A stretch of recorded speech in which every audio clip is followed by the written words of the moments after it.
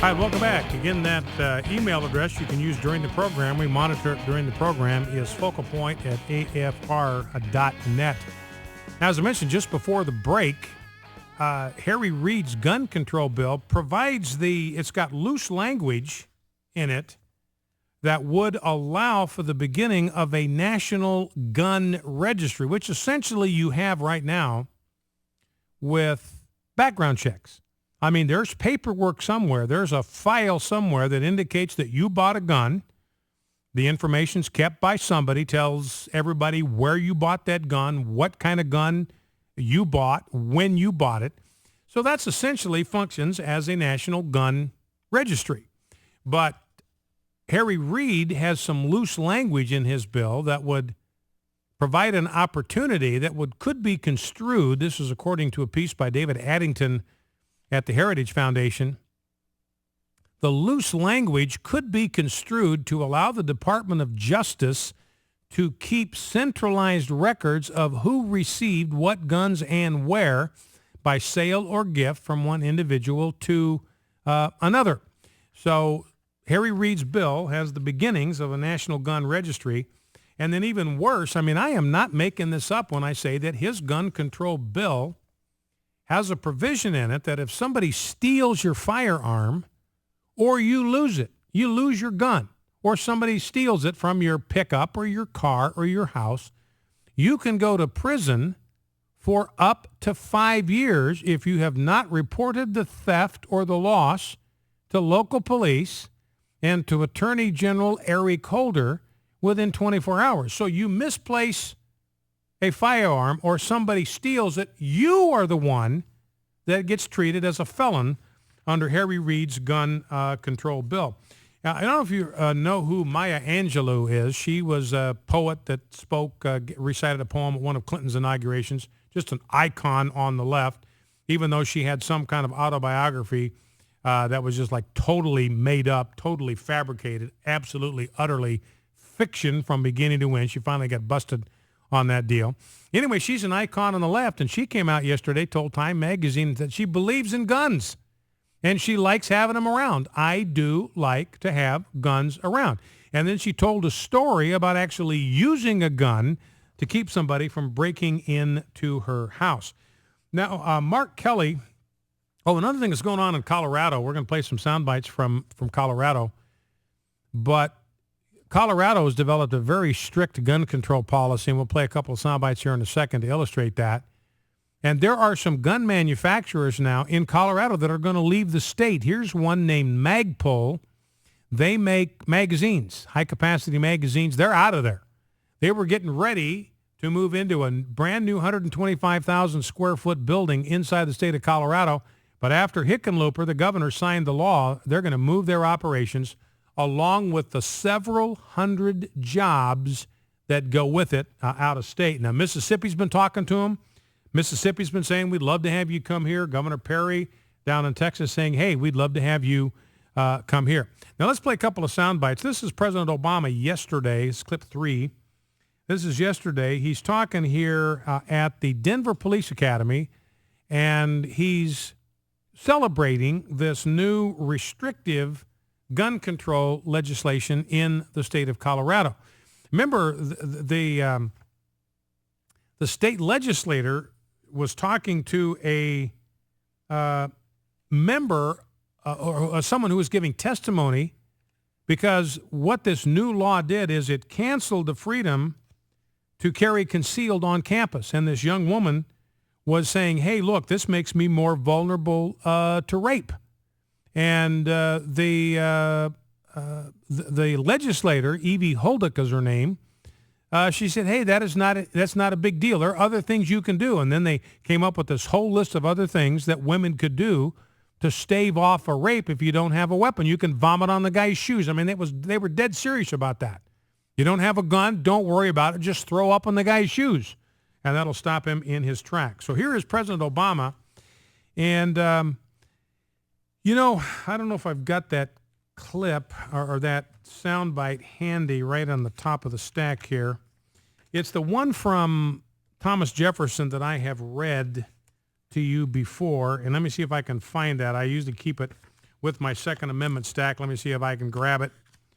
Where is that thing? I don't have it right in front of me, but the Thomas Jefferson soundbite where he explicitly says, this is Thomas Jefferson, author of the Declaration of Independence, says the reason we want an armed citizenry is so that we can be protected, the American people can be protected from tyranny.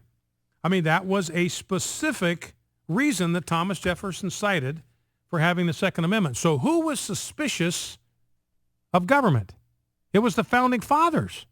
The Founding Fathers were so suspicious of government, even the government they had just created, they said, we want the American people to have the ability to defend themselves, if necessary, against the government that's being created by this Constitution.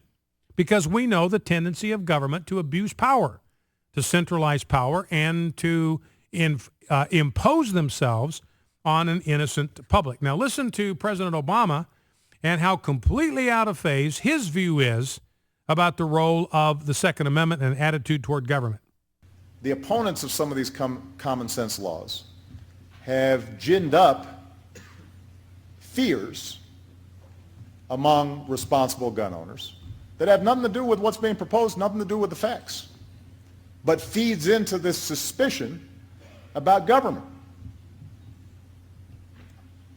You hear some of these quotes. I need a gun to protect myself from the government.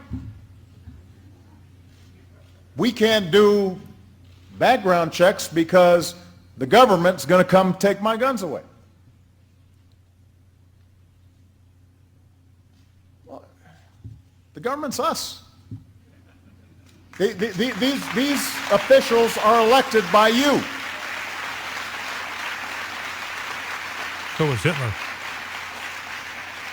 They are elected by you. I am elected by you. I am constrained as they are constrained by a system that our founders put in place. This is a government of and by and for the people. So that's President Obama, and he says, look, you got these people that are suspicious about government, and that's why they want guns. They need guns to protect themselves from the government.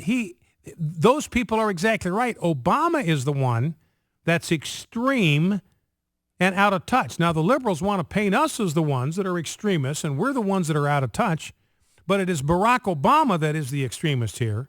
He is the one who is out of touch because he fails to acknowledge that the purpose of the Second Amendment was to provide the American people with the capacity to defend themselves, if necessary, against the power of an overreaching central government. I've been over this before, but let me read you the words of Amendment number 2, Second Amendment in the Constitution. A well-regulated militia, listen to this, being necessary to the security of a free state, with a capital S, the right of the people to keep and bear arms shall not be infringed. Now, here's the point. What's the point of the Second Amendment? It's not for recreation. It's not for hunting. It is for self-defense from government, so that the individual states would have the capacity to pull together a militia. Militia was all the males in the state. They were all considered a part of the militia. They all had guns because they all hunted, but they would be able to form a well-regulated militia. And a well-regulated militia, they say, is necessary, the founder said, necessary to the security of a free state, talking about the original 13 states. We've got these original 13 states. We've got Massachusetts. We've got Virginia. We've got New Hampshire. We've got these 13 states. We want them to be free. We want them to have the ability to defend themselves against tyranny. Where would this come from? Well, it could come from an adjacent state. Could come, I think they were thinking about the central government. It could come from the federal government. And we want the states to have the provision, they have the ability to protect their own security. That's why we are going to protect the right of every single American to carry a gun. And you will notice this is the right of the people. This is the right of the people. Remember the 10th Amendment. This is very, very significant to understand. The 10th Amendment says the powers not delegated to the United States, that's the federal government, the central government by the Constitution, nor prohibited by it to the states, are reserved to the states respectively or to the people. A lot of people miss that. These rights are reserved to the states respectively or to the people. What's the point here? Is there are certain rights in the Constitution that are reserved to the states. Federal government doesn't have the right to that power of action. That's a power of action that is reserved for state governments. But here's the deal. There are other rights, the founders said, which do not belong to the states. They belong to the people. You see that? That's a very, very important distinction to get. There are some rights that belong to the state governments. Right to define marriage is one of those.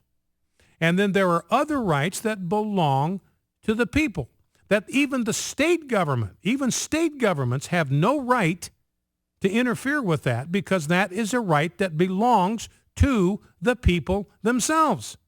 And no state, therefore, has the constitutional authority to deprive its own citizens of that right because it doesn't belong to the state. The state has no right to power of action. That's a right that belongs to the people. And notice again the wording of the Second Amendment. The right of what?